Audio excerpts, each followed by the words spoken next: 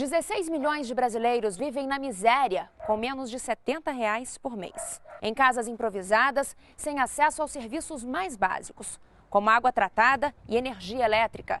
O Caminhos da reportagem foi em busca dessas pessoas, ver onde vivem e como vivem. Encontramos histórias de vidas muito sofridas, mas também esperança. Constatamos que o país da desigualdade está mudando e que a distância entre pobres e ricos, apesar de ainda enorme, está cada dia menor.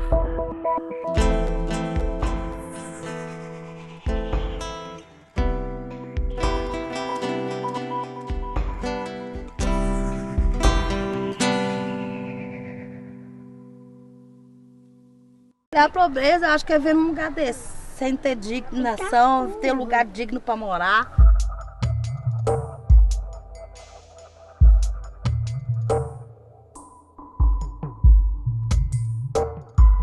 Quando falta água, mas a gente vive do jeito que vive.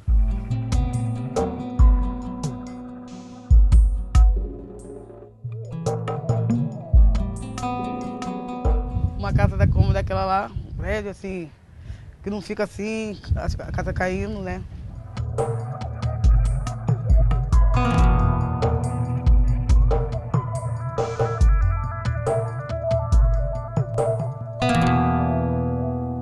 Você chega, você é discriminado. Não ter dinheiro suficiente para consumir alimentos que garantam pelo menos 1.750 calorias por dia. Essa é a definição de pobreza segundo a FAO, órgão das Nações Unidas para a Agricultura e Alimentação.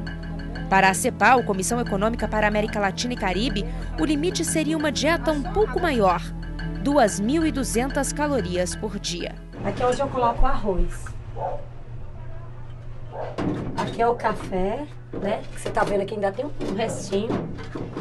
Aqui o açúcar, não tem nada. E aqui o trigo, que eu ganhei da igreja. E aqui a farinha. É a farinha de trigo, aqui a farinha branca de mandioca. Para a ONU, Organização das Nações Unidas, pobre é quem tem renda de até $1,25 por dia, cerca de R$2. A pobreza é não ter o serviço fechado, não ter uma casa boa para você morar. A União Europeia considera pobre quem ganha até 60% da renda média da população do país. Para se ter uma ideia, isso seria uma renda de pouco mais de R$ 2.500 para quem mora na Dinamarca. No Brasil, o Ministério do Desenvolvimento Social definiu como pobre quem vive com até R$ 140 por mês. Mais de 28 milhões de brasileiros estão nessa condição. Este ano, um novo recorte foi feito, o da pobreza extrema. Entra nessa classificação quem tem renda familiar per capita de até R$ 70 por mês. O cálculo é feito assim: a renda de todos na família é somada e depois dividida pelo número de moradores. 16.197.297 brasileiros são considerados extremamente pobres, o equivalente a 8% da população. A linha escolhida de R$ 70 per capita, eu acho, ela é muito baixa, eu acho que ninguém discute isso, mas ela tem duas grandes vantagens.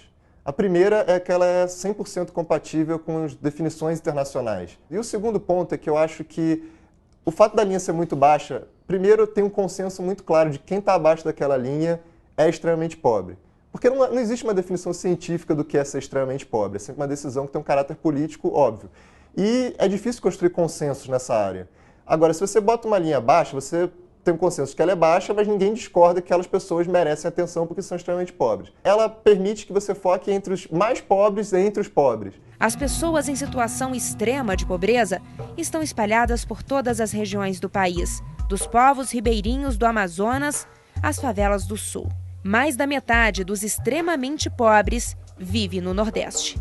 E no ranking dos 50 municípios mais pobres do país, 26 estão no estado do Maranhão.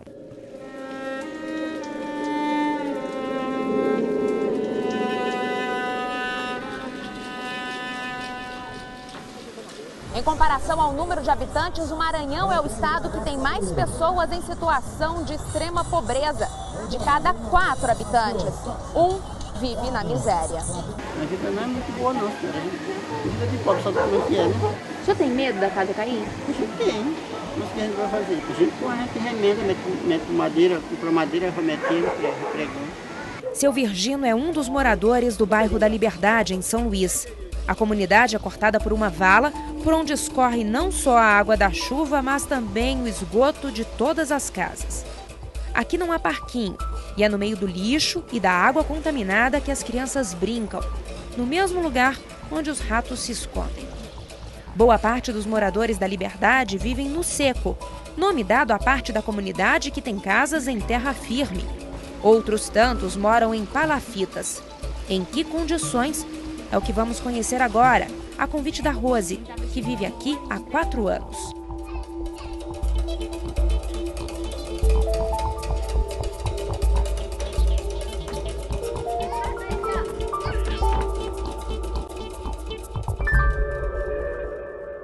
Essa é a casa dela. 2 cômodos para 6 pessoas. E não tem cama para todo mundo.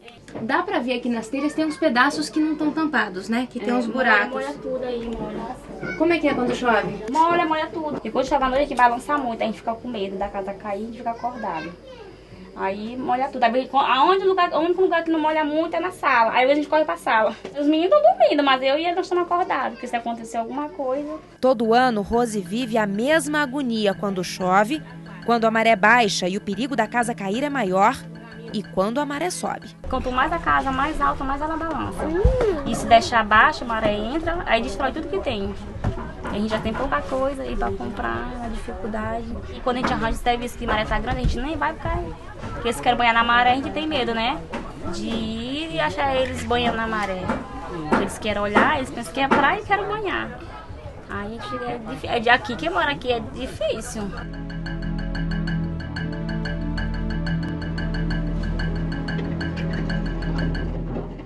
Em 1995, o Instituto de Pesquisa Econômica Aplicada, o IPEA, fez um levantamento da situação de pobreza dos estados brasileiros. O mesmo estudo foi repetido em 2008. Aqui no Maranhão, a riqueza produzida pelo estado, dividida por cada habitante, cresceu 6% nesses 13 anos. Mas a pobreza não diminuiu no mesmo ritmo. A população pobre caiu apenas 2%. E fomos em busca dos mais pobres.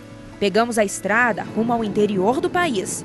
Destino final, Junco do Maranhão, um município pequenininho que depende quase que exclusivamente do repasse de benefícios assistenciais. Na estrada encontramos seu Manuel vendendo um produto típico do estado, a farinha de mandioca, branca, com manteiga, amarela e de puba natural. A farinha que garante o sustento do seu Manuel vem de produtores aqui de perto. Um deles é o seu Dedé, que aprendeu a mexer farinha com o pai. Assim dá para levar a vida. Aí já tem uma filha da gente que vive empregada trabalhando numa lojazinha, já tem a mulher que trabalha costurando, e aí a gente vai levando a vida. E aí no fim do mês soma de um, soma de outro? Soma de outro e dá para pagar o feijão, né?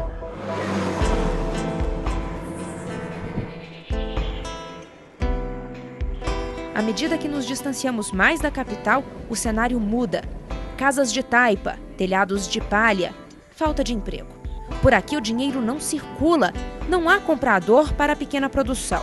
A vida de muitas famílias se desenrola às margens da BR, alheia às riquezas transportadas pela estrada.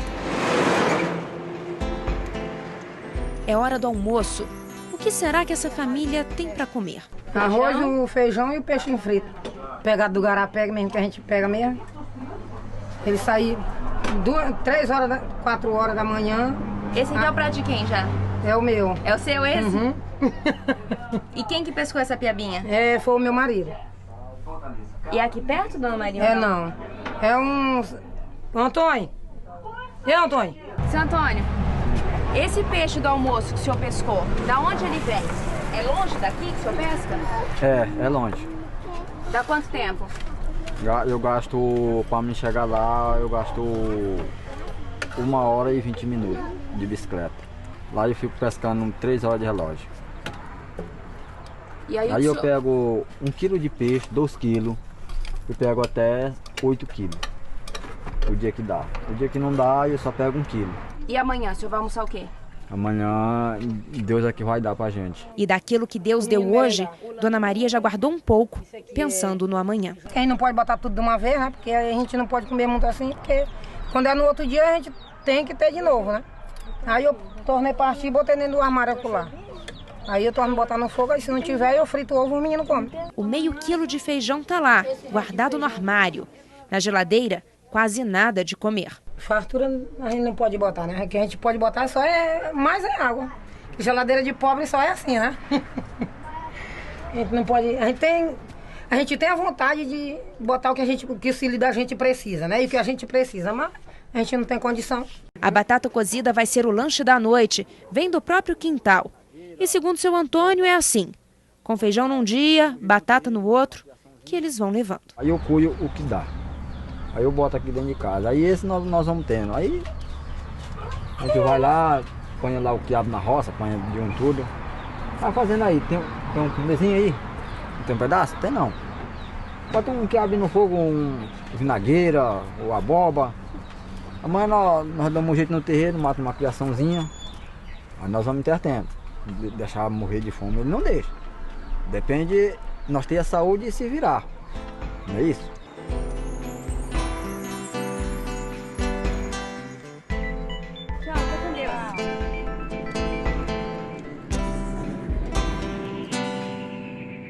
E seguimos viagem, adentrando cada vez mais o interior do país. Ao cruzar o rio Turi, encontramos Dona Raimunda, voltando de um dia inteiro de pescaria. Ela sai para pescar às 7 da manhã e volta só quando o sol vai embora. Pesquei piau, piaba. Foi boa a pescaria? Foi boa. Tem um bom peixe. Esse é mesmo. 3, 4, 5, 6, 7, 8, 9, 10, 11. Tem 11. Aí dá de fazer a janta hoje.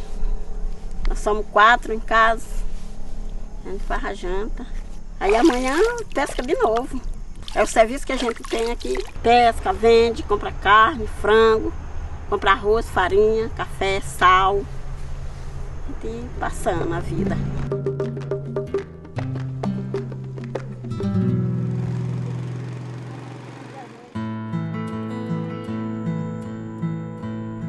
Chegamos a Junco do Maranhão, cidade pequena com menos de 4.000 habitantes.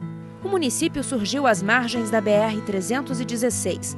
Tem poucas ruas calçadas, um posto de gasolina e nenhum banco. As operações bancárias mais básicas são resolvidas no caixa da Elisângela, que funciona dentro do mercadinho. Pago benefícios sociais, caso Bolsa Família, faço saque também, tira saldo, extrato.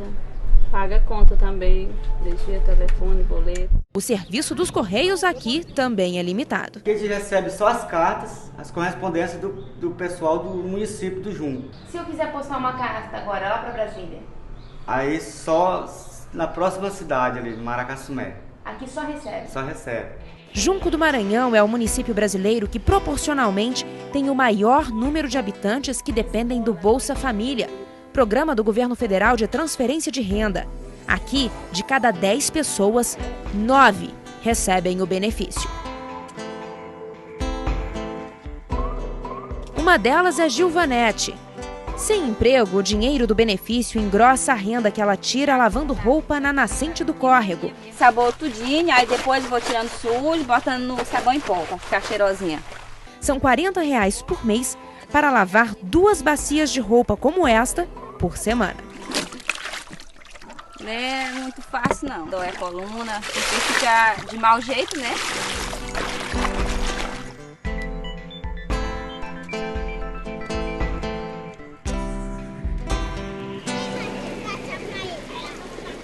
Em cidades pequenas, principalmente do interior, é muito difícil encontrar emprego.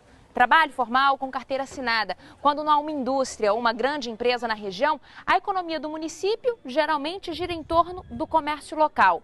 São lojinhas como a Mercearia Souza, que atendem a população do município e que geralmente são negócios familiares. Como esse aqui da Lucilene. Lucilene, quem que você emprega aqui na mercearia?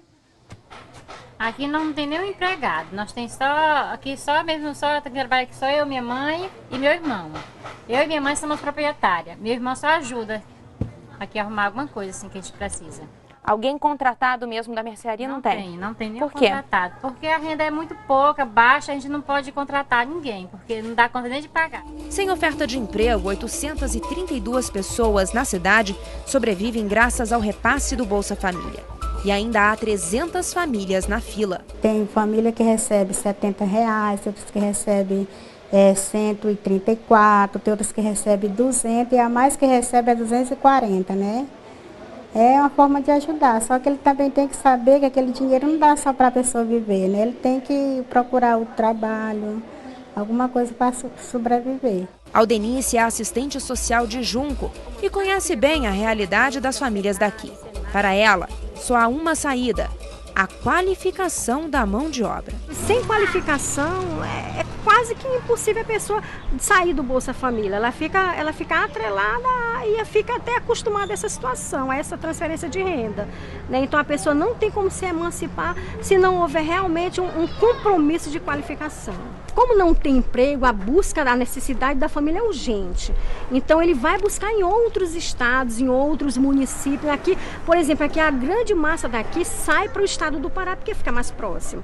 É BR-316, aqui a acessibilidade de transporte é muito grande. Chegando lá, ele não tem nenhuma qualificação e aí ele não consegue absorver, a mão de obra não consegue ser absorvida e com isso ele fica numa situação de exclusão social. Aí daí ele pode virar um morador de rua, daí ele fica sem nenhum amparo por conta das políticas públicas daquele município, daquele estado que ele está lá naquele local. E aí a vida fica muito mais difícil para ele ir lá. Eu vejo que as pessoas têm muito potencial. O fato de ser pobre não quer dizer que ele não tenha potencial. Ele tem. Agora ele não tem oportunidade.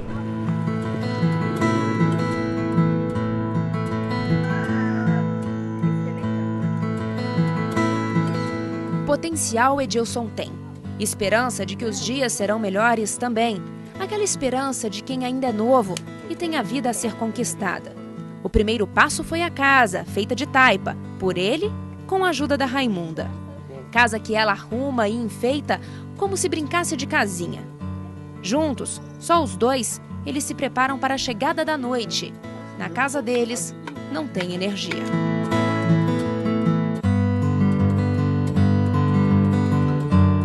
E quando a noite chega, voltamos à casa de Edilson e Raimunda.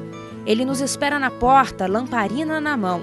No fogão, cozidinho de carne com cenoura. Antes a gente morava numa casinha de palha, só que de taipa também.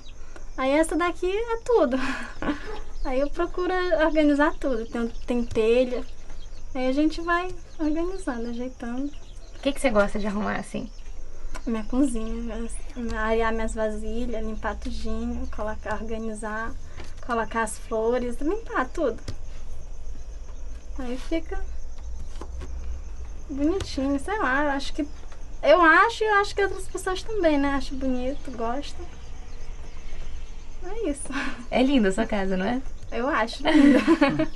O celular de Edilson toca, sinal de que hoje vai ter trabalho. E aí, vai ter gado hoje? Mas 9 horas eu tô aparecendo lá, viu? Meu trabalho, por enquanto, eu tô trabalhando tratando fato aí com os meninos, eles matam gado, aí eu tiro o bucho do boi, aí eu vou corto o bucho do boi, jogo aquela merda fora, aí lavo o bucho bem lavadinho, trago, pelo, aí destripa as tripas, revira e escaldo, aí levo pro açougue, lá eles pegam e vendem.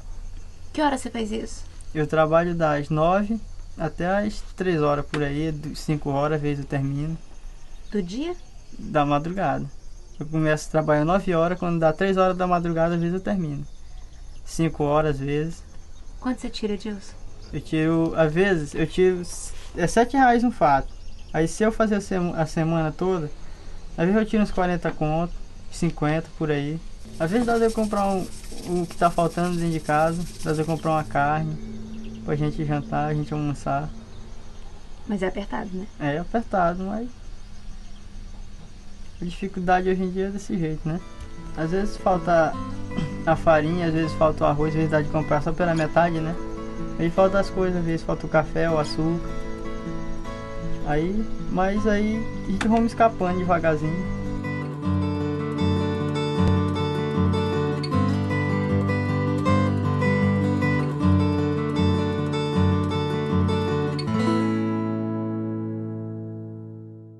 No próximo bloco, os mais pobres entre os pobres. Mulheres e negros são maioria entre os que vivem na miséria. E ainda, a face mais vulnerável da pobreza, as crianças.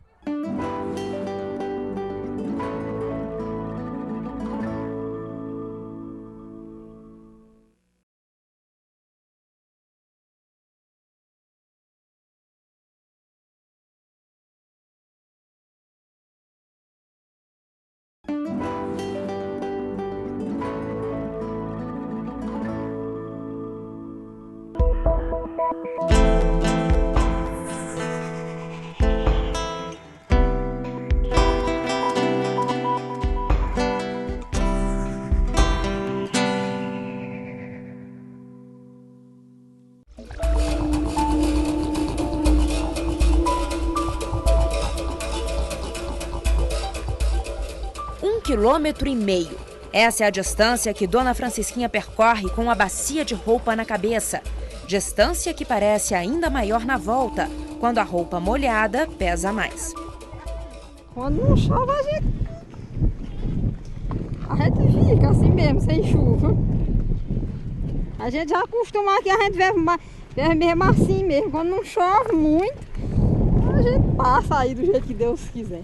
Depois do esforço da caminhada sob um sol que não dá trégua, ainda é preciso tirar a água do poço. Cada balde que é puxado pesa mais de 10 quilos. Na lida diária de Dona Francisquinha, muita coisa a fazer, mas nada de renda. Agora eu mesmo, minha pessoa, eu não ganho dinheiro, porque eu não tenho como sair para trabalhar para fora. Porque eu carrego água, eu trabalho na roça, eu cuido dos bichos, eu cuido dos meus filhos, da minha casa, aí eu não tenho como sair para trabalhar para fora. Aí eu gostaria assim de ter um meio de ter assim, de como ter renda para ajudar em casa e ter como conseguir ter uma casa boa, né? Porque a minha casa é um pouco ruim. O poço aqui na região do Angical, interior do Piauí, é comunitário. E é de lá que seu Eugênio, de 68 anos, tira água para dar para os animais. É 3 viagens, já botei 2 caminhos, hoje eu só vou botar 2, que tinha uma carga lá, ficou cheia de ouro. Aí é 2, porque eu ainda fui passar umas uveias para a roça hoje, mudar de roça, senão essa hora eu já tinha terminado. E como esse é um bem escasso por essas bandas, seu Eugênio improvisou um funil, ou biqueiro, como ele chama. E quando os baldes já parecem cheios, ele inclina e ainda consegue colocar mais água em cada um, quase 1 litro, que lá na frente faria falta. A água do poço é para a criação de bode, que espera com sede. Criação pé duro, como dizem por aqui, miúda, adaptada ao lugar. Como também já se adaptou quem vive aqui desde criança. 12 em cada balde 12 desse? em cada balde desse. E na cabeça? 12 também, que a latinha é a mesma coisa desses baldes. Sabe? Não é muito pesado não na cabeça? É nada, a gente já acostumou. Quem mora no interior já acostuma com tudo.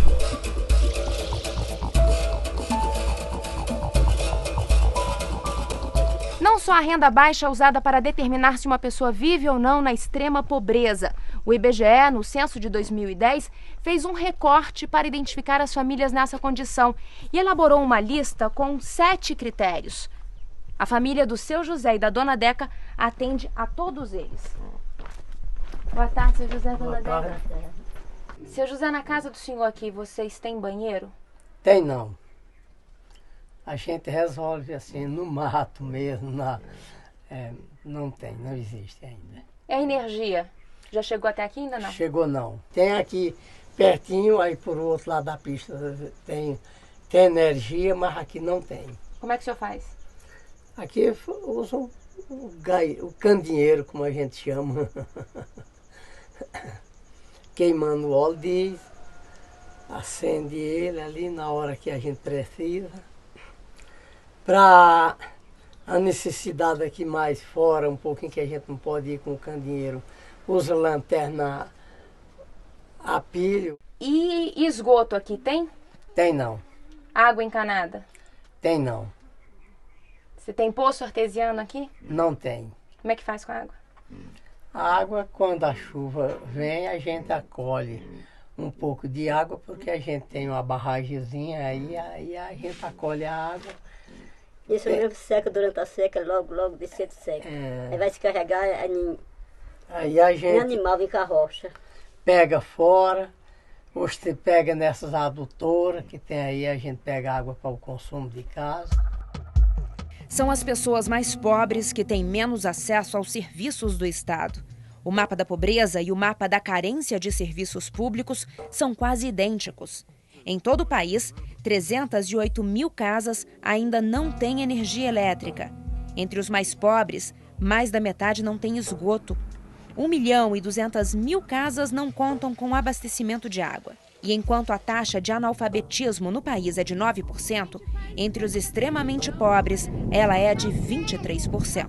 Dos 190 milhões de brasileiros, 85% vivem nas cidades. Os outros 15% na zona rural.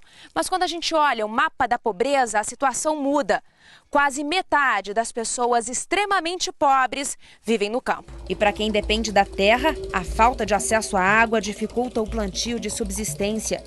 É em meio à Caatinga, no semiárido do Nordeste, onde a criação sofre com a seca, que encontramos seu Pedro. Ele vive no interior do Piauí, longe de tudo e sem acesso a nada. Ele nos mostra o poço formado pelas pedras.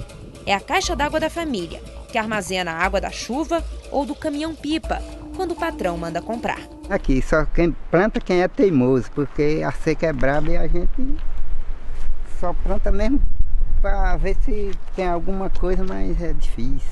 Tem ano que a gente tira bastante coisa, feijão, milho, bastante, mas tem outros anos. Do ano passado para cá não se tirou nada. A esposa dele, Dona Cleusa, conta que já faz alguns meses que está doente. A visita da agente de saúde não é regular. Vem um mês, passa 2 sem vir. Para ir ao hospital, ela depende da ajuda de outras pessoas. Eu tomo remédio de pressão, para desentupir às vezes, que está entupida, assim, enche o braço e enche. Do rosto assim inchado até a perna. Quando tem que ir no hospital, como é que faz? E a gente liga para o carro vir, o dono do carro, para vir pegar a gente aqui, buscar o paciente aqui em casa. E ele faz isso de favor? Não, a gente paga. Tem que pagar R$15.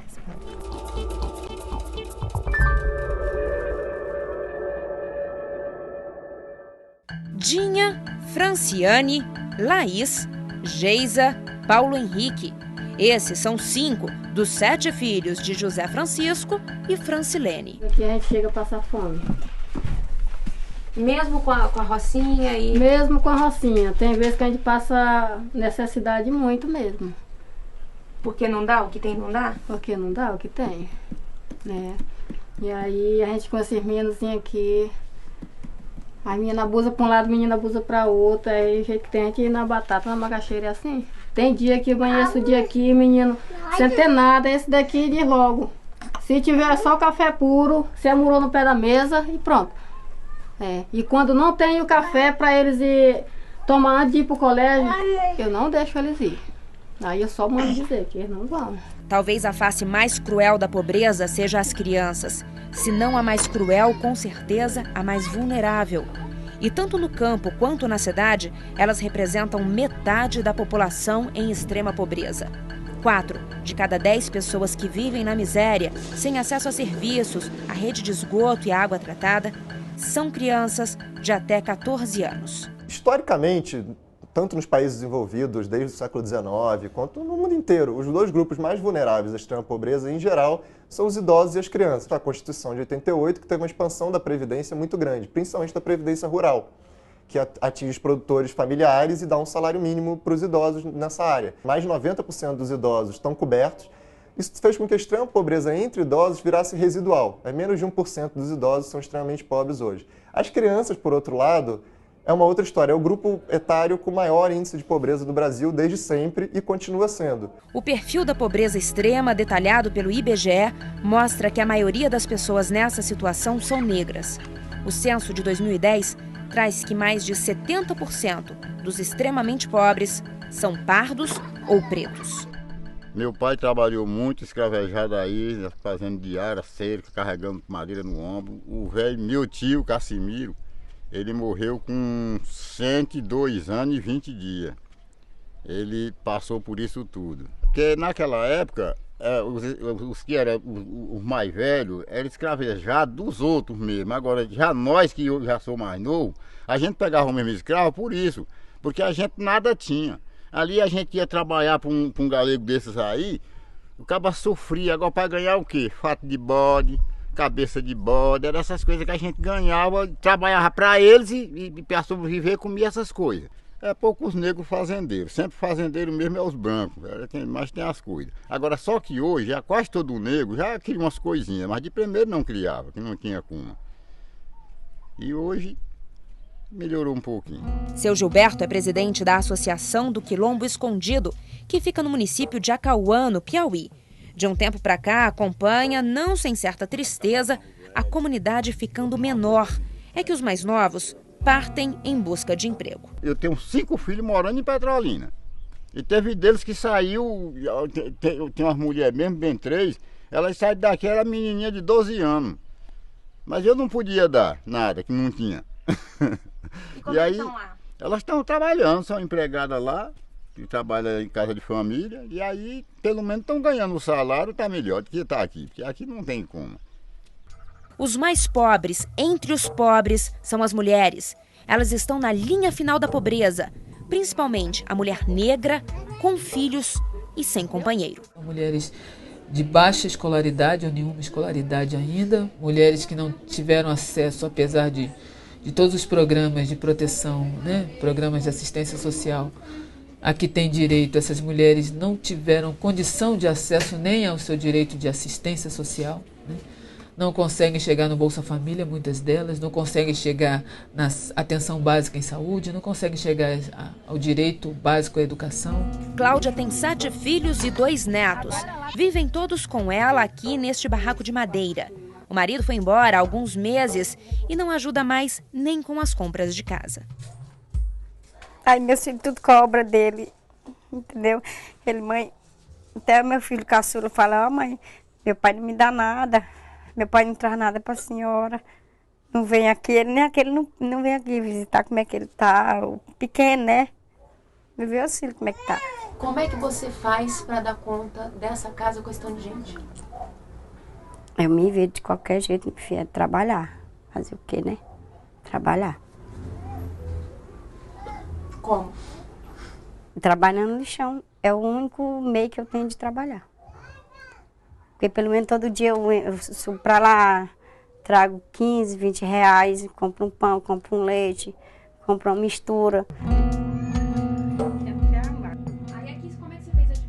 É quando o sol vai embora que Cláudia começa a se arrumar para o trabalho de catadora. Ela trabalha de noite para garantir que os filhos não percam a aula durante o dia. Para aguentar a noite a céu aberto, 2 calças, 3 blusas. Nos pés, 2 meias e as botas. São 6h30 da noite. Cláudia segue para o trabalho.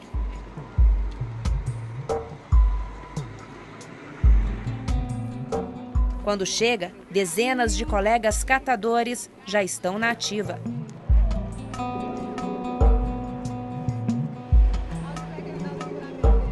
Com uma faquinha de serra, o copo é improvisado na hora. Um copo, fazer que toma café.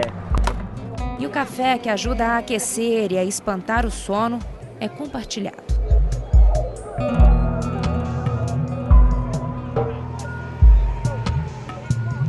Quando a carreta chega, todos se posicionam.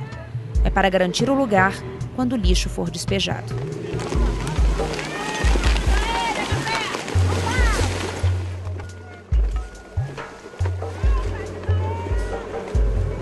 O material é PET, é mangaba, é o que você pegar do material.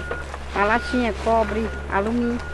Aí você leva daqui, despeja no bag e volta de novo.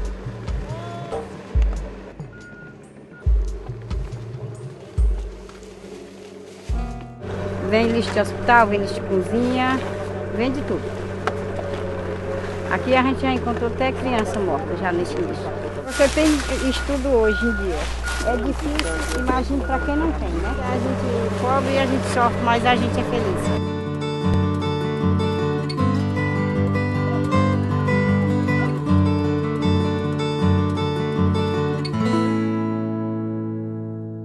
A seguir, a desigualdade no Brasil é a menor dos últimos 50 anos e os esforços para conseguir eliminar a pobreza extrema até 2015. Você vai conhecer ainda o IFF, Índice de Felicidade Futura. O Brasil é o líder mundial.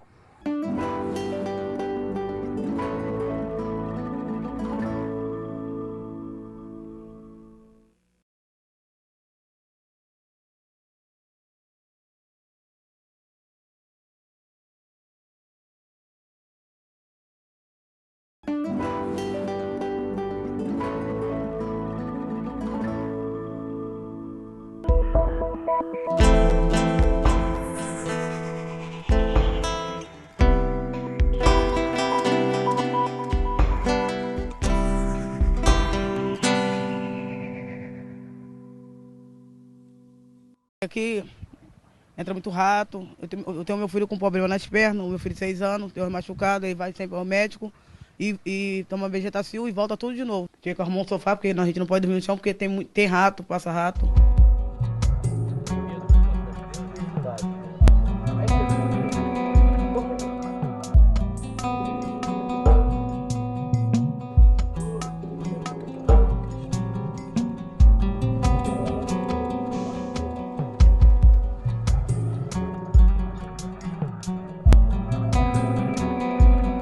Dos 16 milhões de brasileiros na extrema pobreza, 8 milhões e meio vivem nas cidades, espremidos entre bairros urbanizados. Sem condições de pagar o aluguel, vão se acomodando como podem. Em morros, nas margens de cursos d'água, perto de lixões, na beira da estrada. Em casas sem nenhuma estrutura, nenhum conforto e de maneira totalmente improvisada. Essa é minha janela, ela funciona assim, eu fecho ela com mãozinha de pilão. E a segurança aqui? Segurança, antes era pior, né? Mas agora deu uma melhorada. Eu tá com um mês que eu tô sem bujão. Eu subi pro lixão, quando eu cheguei, a janela tava aberta e já não havia mais bujão. E agora? E agora eu tô cozinhando na sogra. Eu quero construir, assim, uma família bem bonita, assim, entendeu? Pros olhos das pessoas, pros olhos de Deus. Né? Que eu não passe, porque eu já passei. O que você já passou? Fome. De acordar e não ter o pão de cada dia dos meus filhos, não ter nada. Arrumar um emprego fechado, entendeu? Poder manter meus filhos, minha família, estabilizar. Porque eu não quero voltar atrás, passar tudo que eu passei aqui, não. Acordar, não ter o pão, não ter o leite deles. O dia a dia triste. Ficar preocupado que vai comer, entendeu? Ter que subir pro lixão se arriscando atrás de uma máquina pra catar latinha. É um risco. Que eu já vi, eu perdi pessoas que eu conheço, que eu convivia. Eu perdi atrás daquela máquina. No lixão. Mais da metade da população extremamente pobre que vive nas cidades está no Nordeste. 1 em cada 4 na região Sudeste. Só na cidade do Rio de Janeiro, segundo a Prefeitura, mais de 1 milhão de pessoas vivem nas favelas. Em muitas, a segurança chegou com as UPPs, Unidades de Polícia Pacificadora. E com ela, a tranquilidade e o direito básico de ir e vir, mas não a cidadania plena. Agora ficou muito melhor, porque não tem drogas, entendeu? Não tem traficante, a gente pode viver tranquilo, dormir tranquilo. Os nossos filhos podem subir e descer sem problema de tiroteio nem nada. Antes tinha coleta do lixo, tinha galinha comunitária. E agora não tem mais. O lixo fica ali embaixo, então, né, a gente tem que se virar, botar ali, às vezes demora de carregar, aí os mosquitos, por isso é doença, né? Mas, entendeu? E também saneamento que não está totalmente completo. Né? Caixa d'água, algumas infraestruturas lá em cima no morro não tem ainda talvez cano direito, né? Nas cidades a pobreza parece se multiplicar. Está nas esquinas, nos semáforos, nas praças. Não se sabe o número certo de pessoas que vivem nas ruas. Um levantamento do Ministério do Desenvolvimento Social, feito em 2008, apontava 32 mil adultos. Número pequeno entre os 16 milhões de miseráveis. Mas talvez sejam eles os mais desassistidos. São homens, mulheres, crianças e idosos, sem endereço, sem emprego, sem escola. Eu falo, moço, tem como você arrumar um lanchinho pra mim dormir, pra juntar um dinheiro pra mim dormir no hotel, pra não dormir aqui na rua com a criança. É muito horrível. É muito horrível. Tem umas pessoas que dão dinheiro, tem umas que não dão. É horrível. Tão perto, tão longe. O desenvolvimento, o emprego, as oportunidades estão logo ali, do outro lado. A um ônibus de distância, uma caminhada. Mas a distância que separa quem mais precisa de onde tudo acontece é enorme e passa principalmente pela educação e pela qualificação profissional. Principalmente nas grandes metrópoles, acho que a qualificação é um aspecto mais importante, porque são regiões com atividade econômica muito mais pujante. E especialmente nesses últimos anos, porque depois de um bom tempo as metrópoles, principalmente São Paulo, que passou um tempo estagnado, voltaram a crescer também. Então lá, talvez o acesso, tanto a qualificação quanto o acesso ao trabalho assalariado, seja um grande fator para eliminar a extrema pobreza ou para ajudar a diminuir a extrema pobreza. E uma coisa leva a outra. Não há emprego sem qualificação e nem erradicação da pobreza sem oportunidades de emprego. É preciso que a sociedade brasileira entenda que na pobreza não existe um problema moral. As pessoas não são pobres porque elas não querem trabalhar, elas querem trabalhar. E se tiver uma oportunidade, elas trabalharão. Essas pessoas são valentes, essas pessoas são corajosas para enfrentar a vida, essas pessoas querem que seus filhos estudem, essas pessoas se empenham nisso. Eu sou a pessoa mais abençoada do mundo. Você ganha meu beijo por dia? Eu ganho. Essa é a casa do Zezinho. Fica no Capão Redondo, zona sul de São Paulo, um dos bairros mais violentos da cidade. Mais de 10 mil jovens já passaram por aqui, onde o sonho começa a ser real.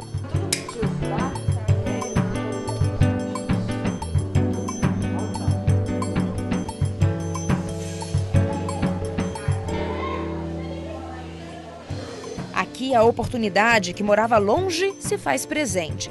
Em grupo, as crianças e adolescentes resgatam a autoestima, são estimulados a ousar, a criar. Descobrem os próprios talentos e desenvolvem novas habilidades.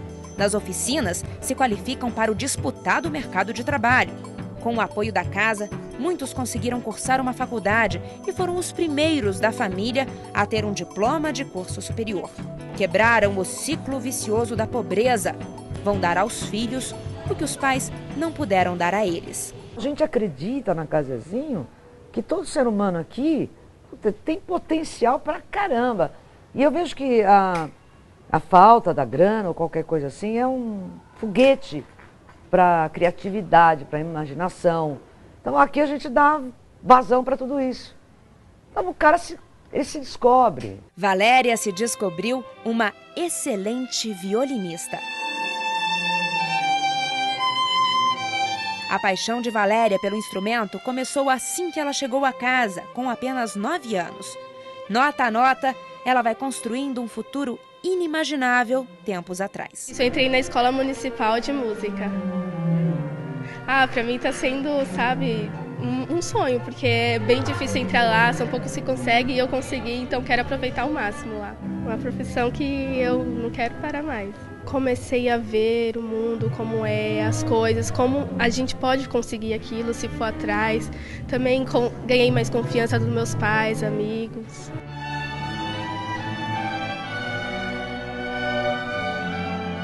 Se a década de 80 foi marcada pela redemocratização e a de 90 pela estabilidade da economia, a primeira década dos anos 2000 tem como principal característica a queda da desigualdade. A distância entre pobres e ricos nunca foi tão pequena. Ainda assim, o Brasil é um dos países mais desiguais do mundo. É o índice de Gini que mede a desigualdade. Ele varia de 0 a 1. Quanto mais perto de 0, mais igualitária é a sociedade. O Brasil tem nota 0,53. É um dos piores índices do mundo.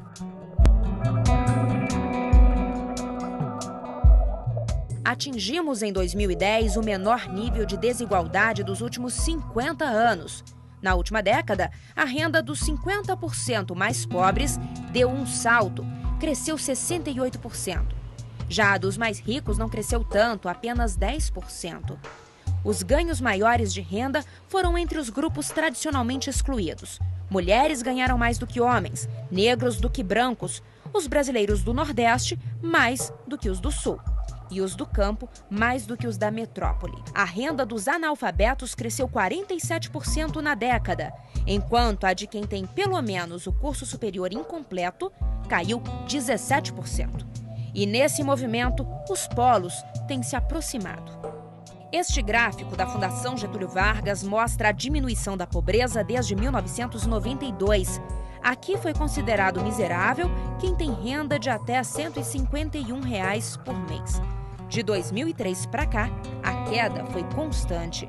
Os principais fatores para essa redução de desigualdade foi melhoria da escolaridade do brasileiro. Eu diria que esse é o grande fator, que começou lá atrás e está sendo colhido agora. Programas sociais, do tipo Bolsa Família, Bolsa Escola, esses programas são muito importantes. E a própria geração de emprego, o fato do brasileiro estar tendo menos filho, permite ele dar uma condição melhor para a sua família. Então, na verdade, tem uma revolução acontecendo na vida das pessoas por ações do Estado, mas em particular por decisão das próprias pessoas. Pelas contas do governo, Elivane era pobre e pelas mesmas contas deixou de ser. Ela revende roupas e sapatos e dá aula. Como professora, ganhava R$ 400 por mês. Passou a ganhar 900 e hoje tira mais de R$ 1.000. O aumento veio por conta do piso salarial e porque Elivane, que tinha apenas o magistério, concluiu a faculdade de letras. Quem tem um curso superior ganha mais.